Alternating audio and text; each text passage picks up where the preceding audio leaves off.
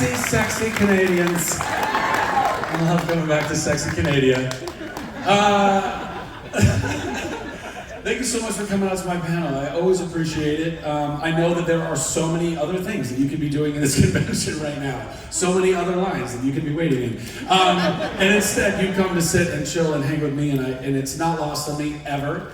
I love coming back to Fan Expo. I love particularly coming back to Fan Expo Toronto. It was the first Fan Expo I ever did, I'm pretty sure. And it was years and years ago. And I've had a fantastic time ever since. Because you guys make it fantastic. Show of hands or whoops, how many people have been to a Zachary Levi panel before? Show of hands on whoops. Who's that, the first Zachary Levi panel ever? No, you guys are in for a treat. At least I think so. So listen, I'm gonna try. I really am working on my language, but sometimes a fuck drops, and occasionally, and also sometimes it gets emotional. I'm just letting you know right now. I'm kind of an emotional person. I'm an actor. Give me a break. And but no, I really think emotions are very important. I think we should all be tapping into them. Guys, particularly, we're the ones who have been running away from them for so long. So let's. But all of us. Actually, you know what? I do like starting panels with a little bit of like a call and response and Q&A myself. So, just really quickly, I would like everyone to turn to the people next to them and say, hey, I'm really glad that you're alive and I'm really glad that you're here right now. And fucking mean it!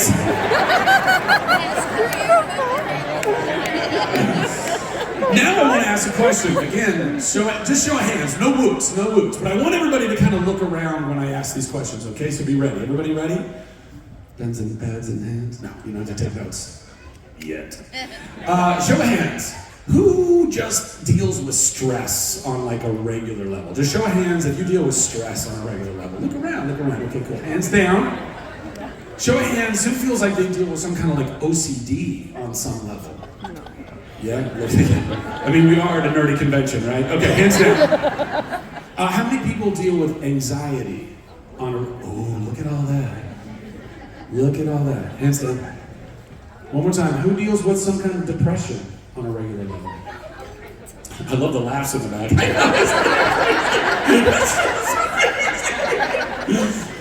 Did everybody look around? Does everybody see how we're all dealing with the same shit? Can you have a little more grace and love for yourself now because you're not alone? You're not alone, guys. Isn't that amazing? We're not alone. We're all fucked up.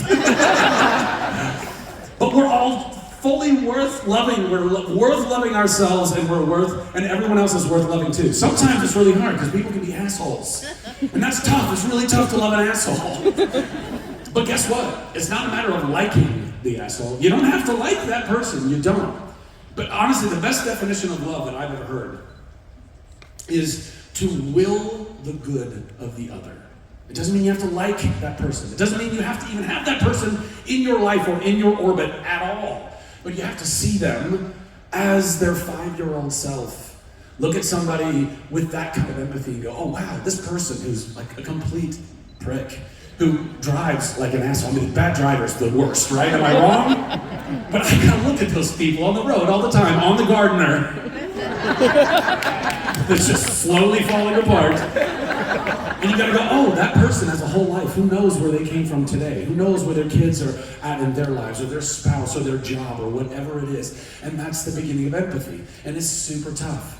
But that person is still a child of God, a child of the universe, a person whose life is still valuable in this world. Amen? Cool, everybody good with that? All right, let's all love each other. Let's do that. Let's do more of that. Also another little fun call and response, and this is just, I'm not really allowed, as was discussed, because of the strike that we are in right now in Hollywood, which, by the way, I am fully in support of, just for the record.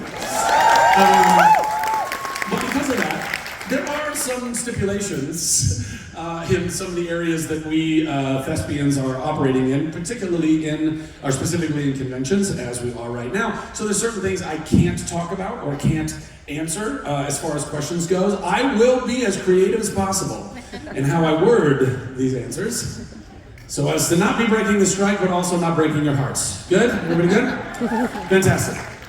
So to that end, I may not call certain projects by their name, because I'm not allowed to. But just out of curiosity, show of hands and woots, who's here predominantly because they loved a certain nerdy spy? With great taste in television. Hands and woots if you have a particular affinity for an animated roguish prince. You Tangled, I mean, those fans are the craziest. Woots and hands if you happen to love a big red cheesy superhero kind of guy. Awesome. Well, great, you're in the right place, guys. I don't know if you know that, but this is where all those things take place. So without further ado, I'm just going to go to questions because we're here. I might as well talk to you guys. Yes, sir. But with the camera out, he's like, I've been waiting for this. Let's go. Come on, man. You're really great, by the way. Thank you. I appreciate that. Thank you. I aspire to be my best me. I fucking fail at it all the time. 2 fast questions. 2, quick. Okay. First question is, what is your favorite superhero? You can't say it. No. You're allowed to say whatever you want. Actually, this is a good question. Who, just as a crowd, who do you think my favorite superhero is? You got it. Got her on that one. Second thing is, Next, yes. Your second movie was better than the first movie. What? The second film better than the first film.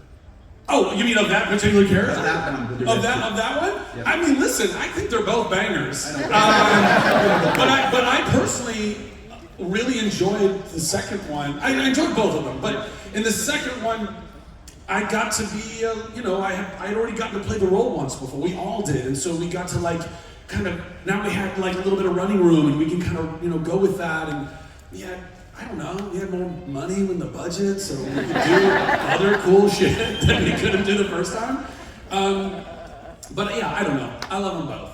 I'm so grateful for all the things I've gotten to do. I mean, it's insane. I can't believe it. It's brought all of you here to my life, right? Every one of these things. Very nice. Wait a minute, you said 2, sir! You said 2! Who's faster, Superman or Flash? Listen, I gotta give that to the big Flizzle. Because if he's not the fastest, then even his, biggest attribute is kind of like, wah. So I would let him have that, okay? Can we just let the Flash be the fastest? Can we just do that? Good job. And then it would be me, and then it would be Superman. Next!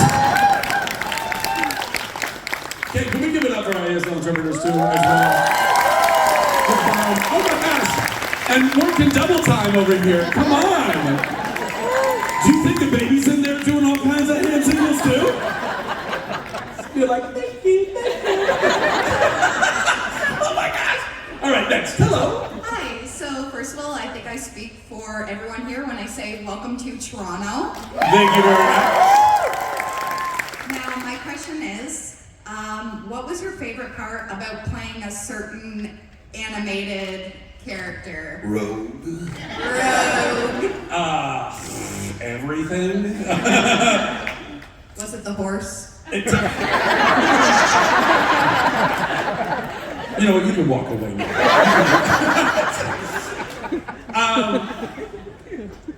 Listen, by the way, one of the best animated animals ever in any animated movie, for sure, was that dude. Even though he gets on my last hoof. I mean, I know everything. It was a dream come true, like in every aspect. I've been a Disney nerd since I was knee-high to a grasshopper, as some people say in very rural areas of the Americas. I watched the Disney Channel religiously, and I'm nearly 43. When I had the Disney Channel, it was no new content. It was all the vault. It was all the old shit, and it was awesome. And I was inundated. It was in my blood, and I lived in Southern California. We used to go to Disneyland, a good bit, as much as we could afford. And then I had two sisters, and so like all of the amazing renaissance of all of the musicals that came through with Little Mermaid and Beauty and the Beast and Aladdin, my G, and like, you know, Robin Williams' Genie, which is still arguably the best performance of any animated character ever in anything. So I dreamt of it. Like I literally, like I was like, as a kid, I was like, I want to be in a Disney animated musical. I got it. It's like, and I manifested that shit. I'm so stoked. Like my whole career, I feel like I've been so blessed that all these things that I've really believed that I can do and I should do and I will do, I've been able to, with God's, the universe's help, I've been able to whoop, whoop, whoop, whoop, whoop, and go do these amazing things. And that is one of them. I can't even believe. Like, and honestly, and then I think about like even the odds of, I've been so blessed that I've gotten to be a part of all these different universes, and some that like, you know, a little Marvel, a little DC, and a Disney Prince. And I don't know if there's anybody else that's done that trifecta.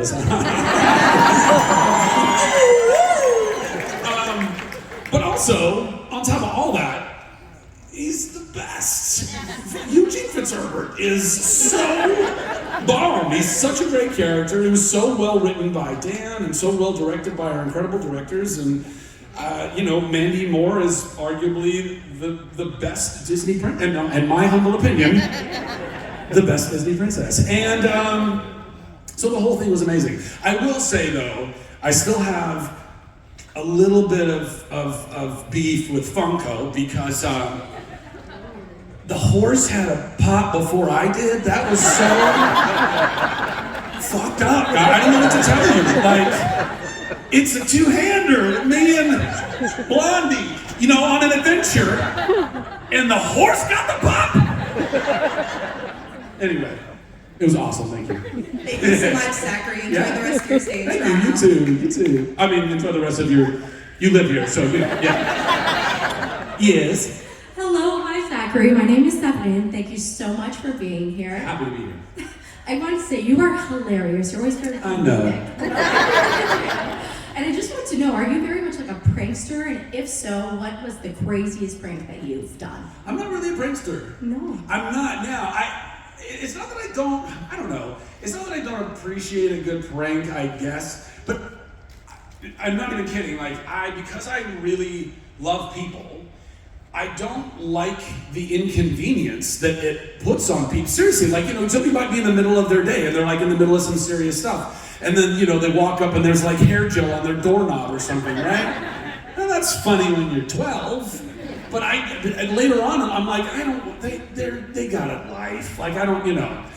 That said, I think probably my favorite prank was that when I was playing that nerdy spy guy, my co-star and best friend in that show, played by Josh Gomez, the incomparable Josh Gomez, our trailers were next to each other, and I got to work one day before he did. Actually, you know what, come to think of it, I think he wasn't working until the next day, which made it even better because I shit in his toilet in his trailer and I just left it there. And so, man, I gassed him out for good, yeah? So that was probably the best I've ever done. By the way, did you know, this wasn't even my idea, meaning, it wasn't like somebody said, hey, you should go do that. I didn't need any of that goading. No. This idea of like going and dropping a deuce in your coworkers' toilets before work, you know who, from my knowledge, who started this trend? Take a guess. You're never gonna know. Tom Cruise.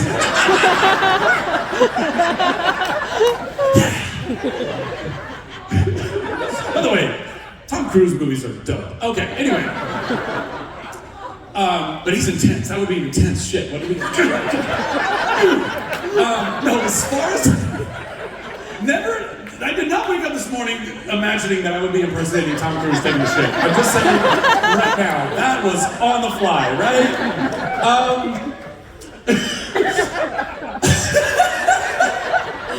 No, guys, you know who started that trend? Betty White. Betty White would show up to Golden Girls, to the set, and she would go into the other Golden Girls dressing rooms and she would squat a grumpy in their toilets before they came to work. Do you ever did I miss that woman? By the way, I don't know if some of you know this, but on Betty White's 90th birthday, there's evidence of this online, so if you haven't seen it. On Betty White's 90th birthday, they asked me, by the way, well, I'll get to that. They asked me to come. It was like this big kind of like banquet, like a stage show going on. Everyone was at tables eating and stuff. And they were like, hey, Zach, would you come in? I think I was doing the Nerdy Spy Show at the time. And they were like, hey, would you mind coming in? Would you do this kind of fun skit where you propose to Betty White? And I was like, yeah. And she kissed me on live television. It might have been a pre-recorded. Anyway, it was one of the most amazing things ever. Honestly, for a few years, I was like, why did I get chosen? It's because fucking Ryan Reynolds was not available, guys. Good Canadian kid, too. I was sloppy seconds. That's what was going on. But still, it was Betty, so it was worth it. Am I wrong? Okay, anyway. Wait, what was your question? Oh, right, thanks. All right, we covered it. Thank you. Thank you so much. Have a great day. You too. Hi. Hi. I'm like a really big fan of Rapunzel's Tangled Adventure series. Word. And the whole Tangled. Word. And your character, the rogue prince, his name, like from the movies and the show, changes 3 times. Changes again in like the 3rd season to like Horace. Right. And so I was It just keeps getting weirder, doesn't it? I was wondering if you got to pick your name for your character, like what would it be? Like anything. For like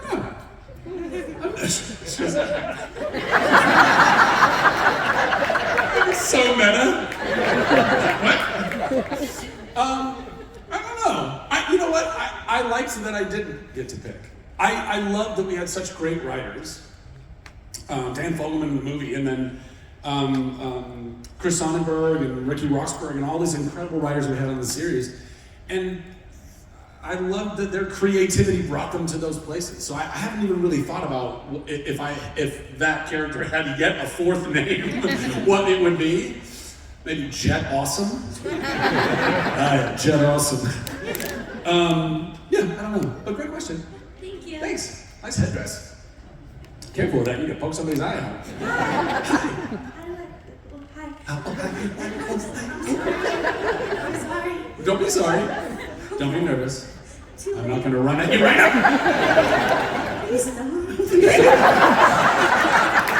Yeah, but the interior monologue was please, yes. I was wondering, during your Chuck show, or Nerdy Spy show, whatever you want to call it. Yeah, sure, why not? You can say whatever you want. Okay. I'm just going to have to play Mad Libs. I don't actually know if you're able to answer this question, so I have a backup. But what was your most memorable scene to film while doing Chuck? Sorry. Did I look up?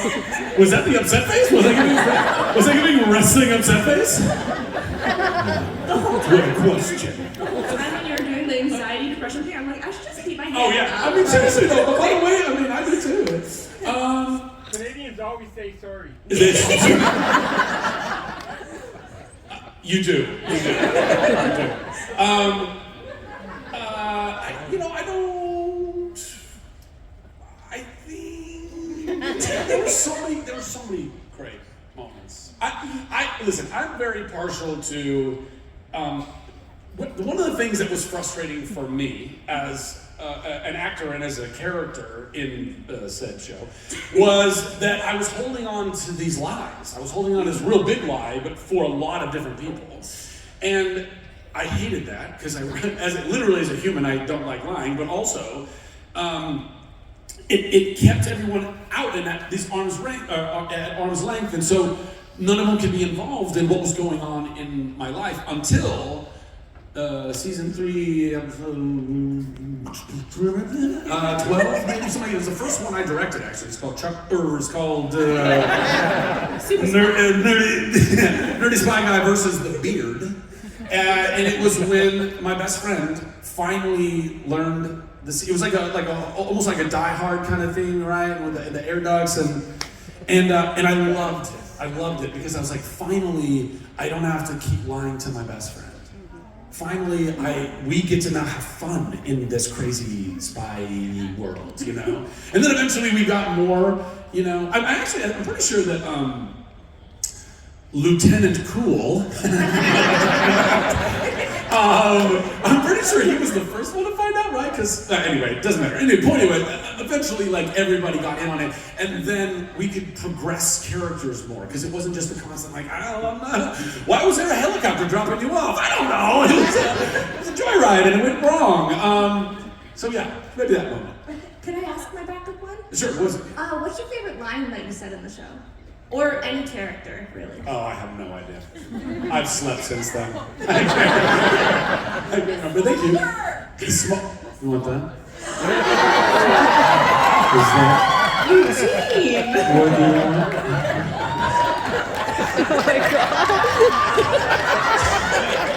What if that was the entirety of the Smolder? It like starts like that, like.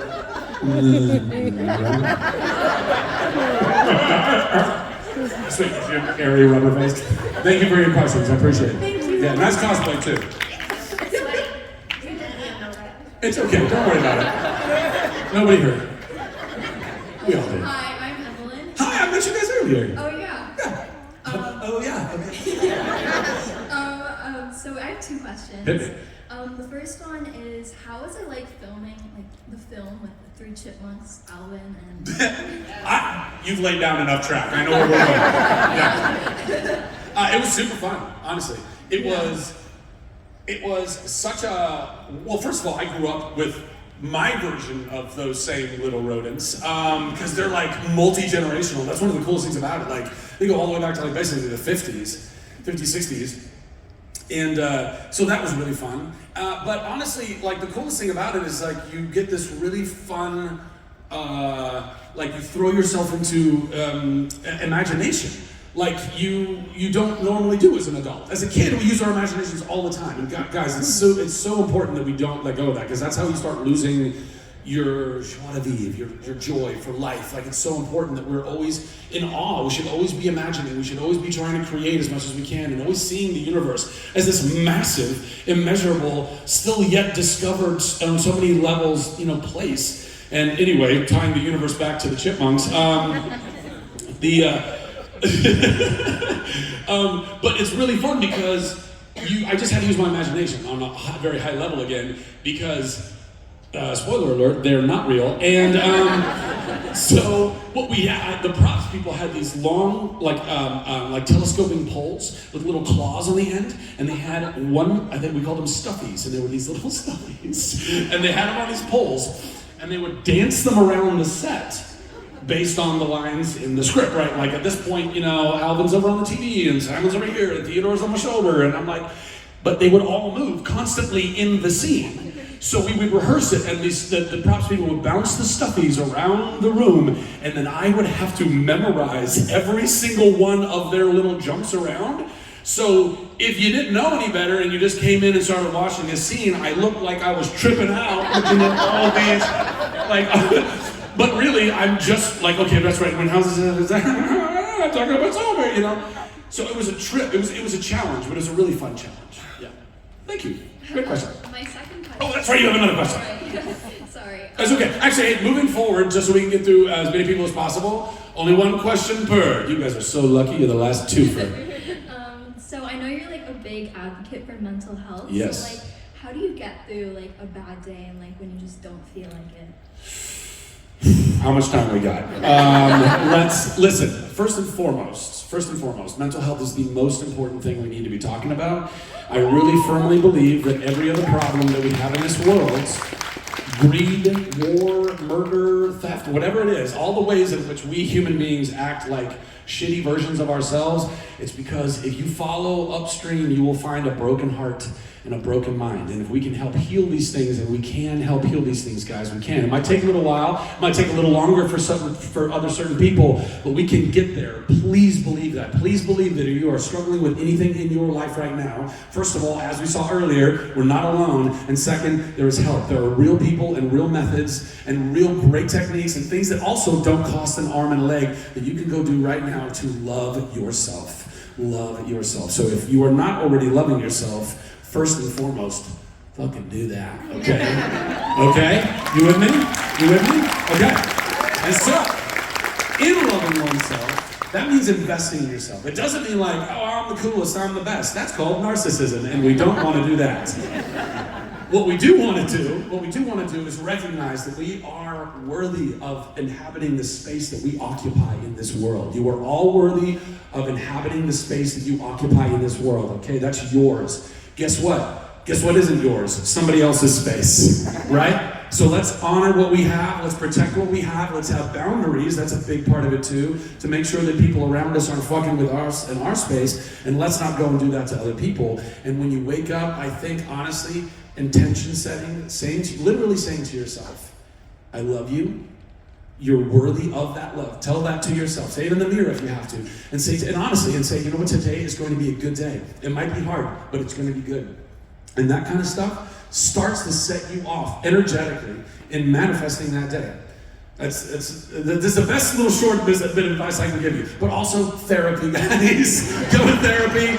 Go find a great therapist. And honestly, a good therapist is not somebody that's telling you what you want to hear. A good therapist is telling you shit that you don't want to hear sometimes, okay? So don't run away from when they're like, hey, maybe you should take a look at this. I don't want to look at that. Oh, damn, maybe I should look at that. Yeah, that's the thing. So all those things, yeah. Thank you. You're welcome, absolutely, for sure. For sure. Hello, sir. Zach, That's me. how I don't know if you could do it, but can you sing your part from Ice Through Life with Tangled? I can't do that, unfortunately. How backup in case? A what? You have a backup in case? How was it working with Alan Menken? Amazing. I mean, the man is a legend. He's written so many of my favorite Disney songs, and even songs that aren't Disney. I mean, like Little Shop of Horrors. I mean, those are some great tunes. And then also Disney tunes that weren't even animated Disney tunes, like Newsies. I don't know if I got any Newsy fans in the audience. Carrying the banner. Gonna soak him for crunchy. Go watch that movie. Thank you. You're welcome. Pulitzer and Hearst, they think they got us. Do they got us? No! I love there's like 10 of us. Fuck yeah. Woody got 10 voices singing. We'll get here a lousy whistle blow. Okay, yes sir. And the world will know. I'm just kidding. And the journal. Okay, really, that was the last time I said it. That's what I'm okay with it. I had it in 3. It's very heartwarming. Thank you. What do you got? Well, first of all, thank you for your time, Monsignor. And I was wondering what your favorite restaurant you've ever been to in the great city of Toronto has been. You can't say McDonald's. Pizza. That's the Canadian. Boston pizza. I don't know. You know what? I just went. Oh, what is the name? Can't remember. Calson Road. I just went to a. Yeah, is that Thai food? Just had that last night. Woo. Nice. Chef's kiss. There you go. Thank you, sir. My pleasure. Enjoy the rest of your time here. Thank you. Go get some Thai food. I will now. Yeah. It's gonna be a run on the restaurant. They're like, we weren't prepared for this. Hey, it was really cool seeing Toronto on the big screen for the first Shazam movie. Yeah. And, it was like the Leonardo DiCaprio meme when he's pointing to the at the TV. And I was just wondering if you could say if you know why the second movie wasn't filmed also in Toronto. I mean, I think the biggest reason was because typically. Yeah. The reason why you go to any of these, most of the places that we film in are for filming incentives, and so depending on how many filming incentives have already been spent in Ontario or Toronto, might have been why. Because in Georgia, there's no cap on the filming incentives there, which is why it's such a good place to go film. But I would say, other than that, the biggest reason was because the first time when we were here in Toronto, I nearly froze to death. It was January 2018, I believe. One of the coldest winters on record, the newscasters said repeatedly. Man, it was fucking cold. I don't like. There were scenes. So the scene where. What? Weak?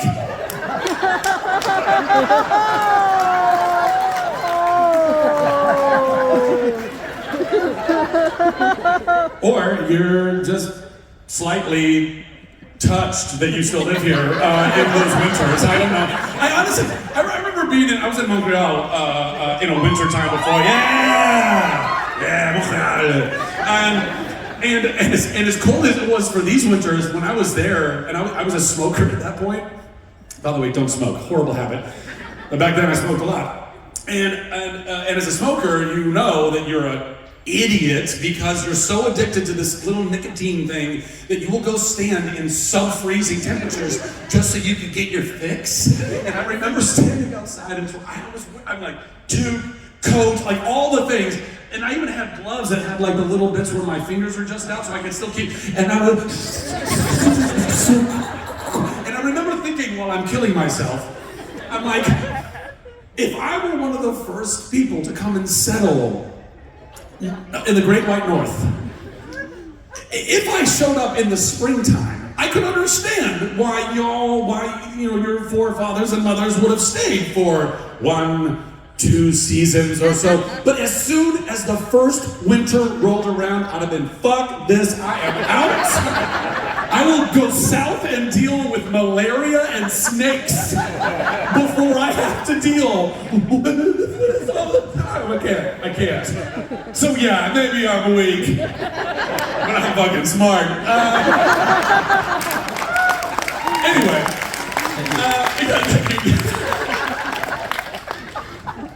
Hi. First off, I just want to say I watched your movies a lot as a kid. The Squeakquel is one of my favorite movies of all time. Well done. I just want to ask you if you could play any role in a TV show or even like a Broadway musical. What would you want to play and why? I don't know. I really want to play characters I've never played before. And obviously, almost every character you play is something you haven't played before, but I mean just like archetypes of characters. Like I feel like I've been so blessed that I've gotten to play so many characters that have wonderful hearts. Like they're really good-hearted people that want to do good in the world. And I guess that's maybe partly because I genuinely strive to do that myself, and maybe I'm attracting those types of roles or whatever, I don't know. But I would love to play some stuff that challenges people's perceptions of what I can do too. And every once in a while I get to play a role that's like, a shade darker or different. I did this movie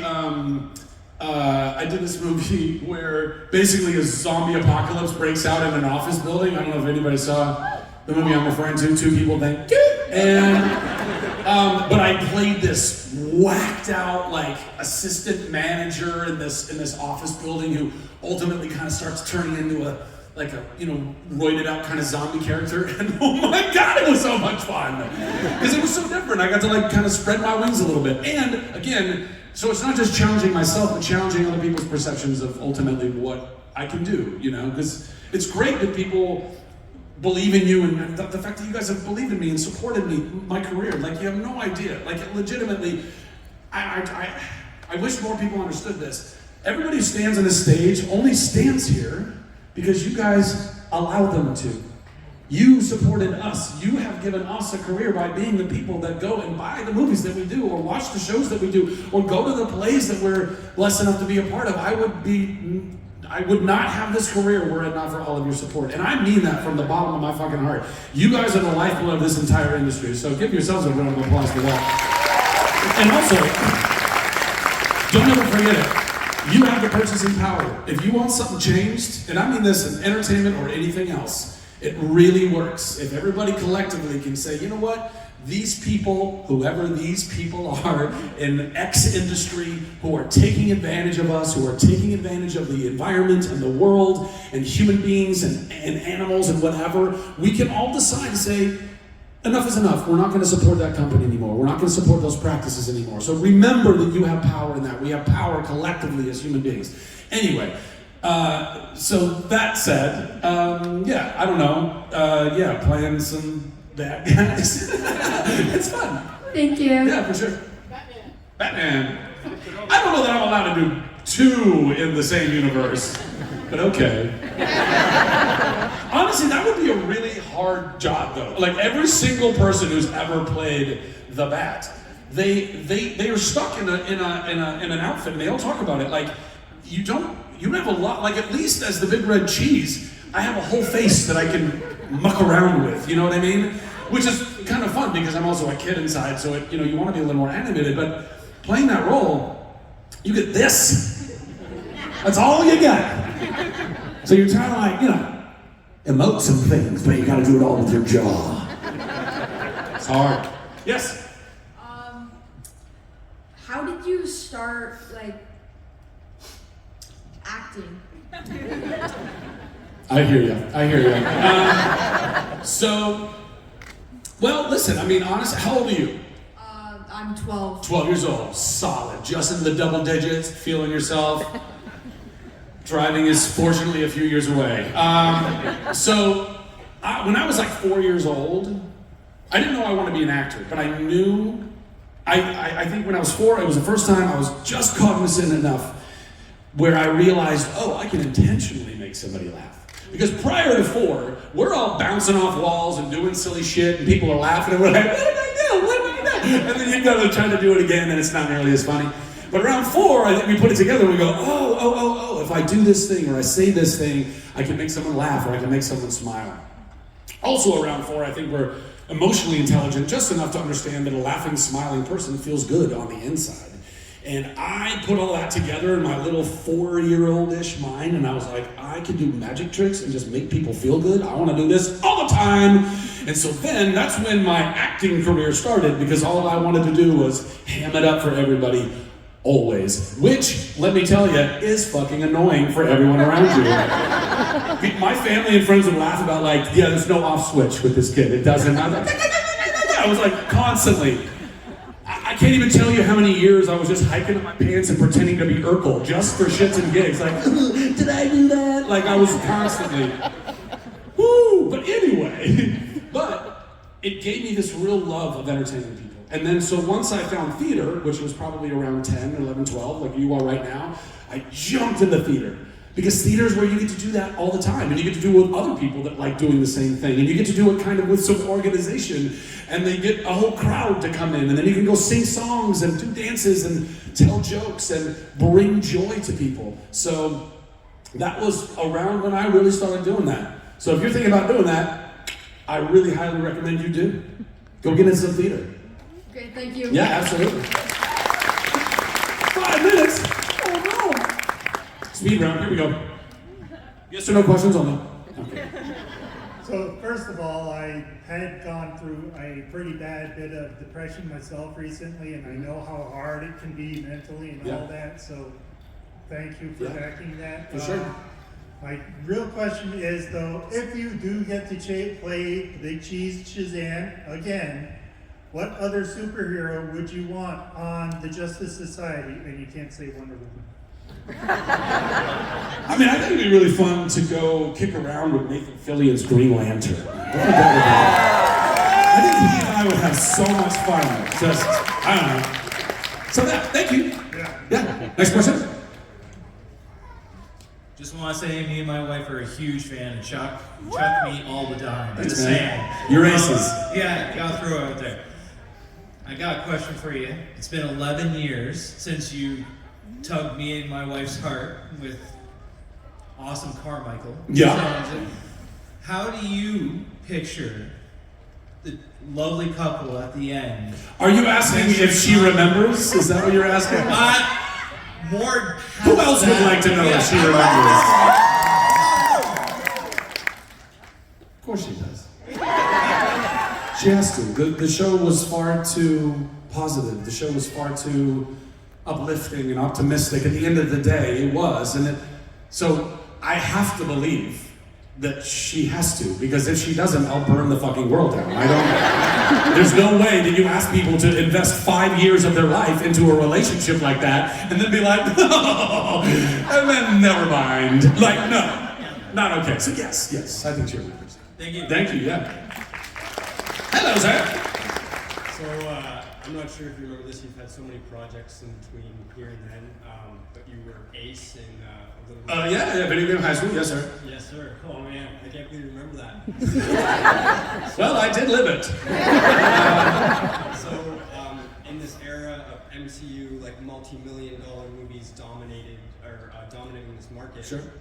Do you see that as the MCU is kind of getting a little less popular, It's so funny how y'all feel like, because you're at like a convention with so many different nerddoms, and I'm like, I don't want to step in anybody's toes. But Marvel's kind of, I don't know what's happening right now. Continue. Do you see a little bit more space for these passion projects, or just smaller independent companies like Rocket Jump and? I don't know. I really don't know. I mean, I hope so. Listen, that all comes down to you guys. If you want better movies, then you have to make sure that you do all the due diligence you can to look into the movie that you're about to go step into. Everybody who's involved in it, all the producers behind it, all that kind of stuff, and be like, will that, because trailers are very convincing. Trailers are like when you go to McDonald's and you're looking at the thing on the billboard, it's like, that looks like a good Big Mac, and then you get the Big Mac, and you're like, is that the Big Mac?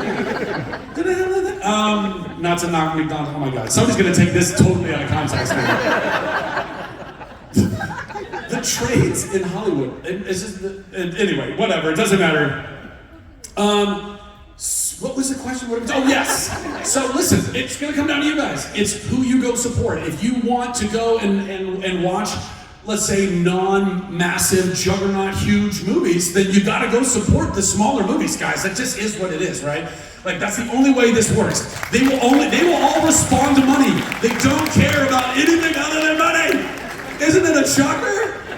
Every industry only cares about money. They value profit over people. That's the problem. We have got to turn that shit around.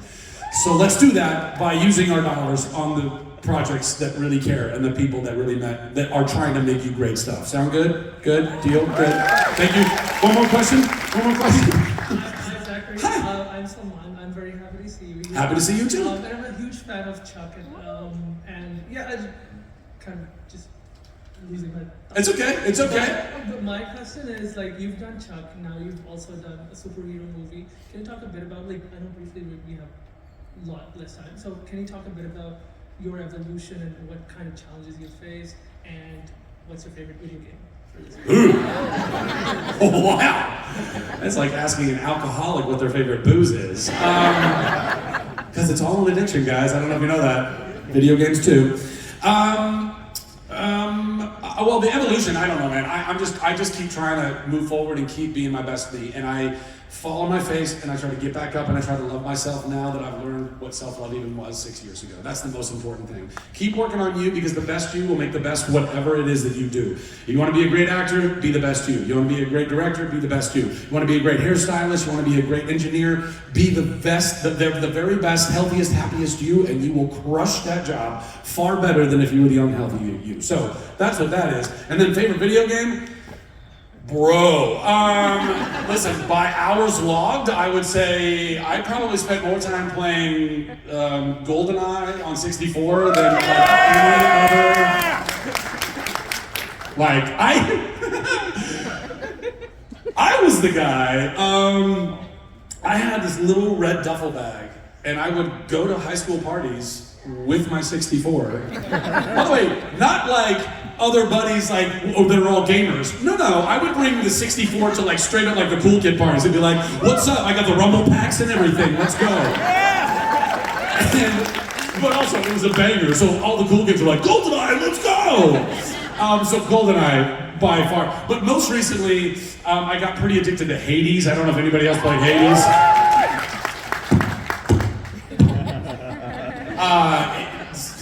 Never mind, I don't need to. I thought more people would laugh at that, but people are like, oh, that's a drug joke. So anyway, yeah, those. Yeah. Thank you. One more? It's time for one more? Oh, are you? What's your favorite movie? Groundhog Day. Thank you. Next. Hi, Zachary. I'm here in my mother's in the front row, and she's disabled. She wanted me to talk to you. Okay. I just wanted to say that when we went to your the Canadian premiere of the superhero movie that I can't refer to, she came to. We were on the red carpet, and you signed an autograph for us, and you gave her a hug. And from that moment, you became her favorite actor. Aww. And so. When I came to Fan Expo, I said, "You want to come to Fan Expo?" She goes, "What is that?" So I said, "Well, Zachary's going to be there." And she goes, "I'm going to come." She's 72. She had knee surgery. So where are you? I love you. You're the bomb. You're the bomb.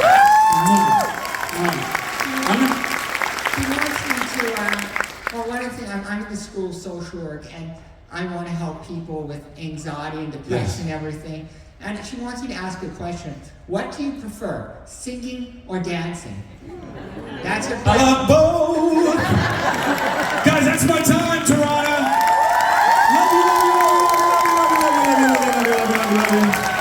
You're the best, you're the best. I can't wait to come back. Love yourself and love each other, right?